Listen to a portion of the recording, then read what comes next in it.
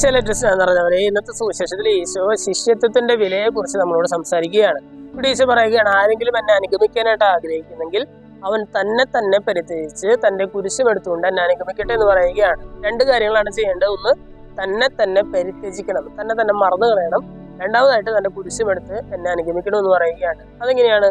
ഈശോയെ അനുഗമിക്കുന്ന സമയത്ത് തന്നെ മറന്നു കളയുക അല്ലെങ്കിൽ പരിത്യജിക്കുക എന്നൊക്കെ പറഞ്ഞാൽ എന്താണ് അർത്ഥമാക്കുന്നത്?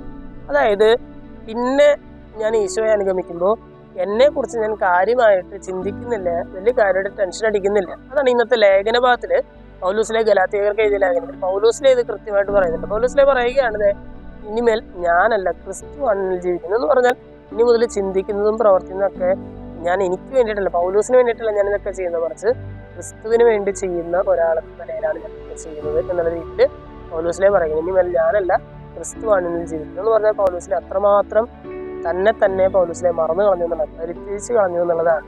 ഏറ്റവും കൂടുതൽ ദൈവവുമായിട്ട് അത്രമാത്രം ഒന്നായി തീർന്നതാണ് അതിനർത്ഥം.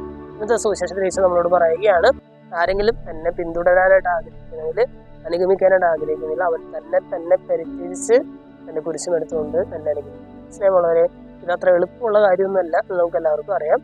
പക്ഷെ പരമാവധി അതൊരു ലക്ഷ്യമായിട്ട് നമുക്ക് വെക്കാം. ഈശോ അനുഗമിക്കാനായിട്ട് എന്നെ തന്നെ മറന്ന് ഈശോയ്ക്ക് വേണ്ടി മാത്രം ജീവിക്കാനായിട്ടുള്ള ആ ഒരു അവസ്ഥ, അതൊരു ലക്ഷ്യമാക്കി നമുക്ക് വെച്ച് നമുക്ക് പ്രവർത്തിച്ചു തുടങ്ങാം. ദൈവം എല്ലാവരും സമൃദ്ധമായിട്ട്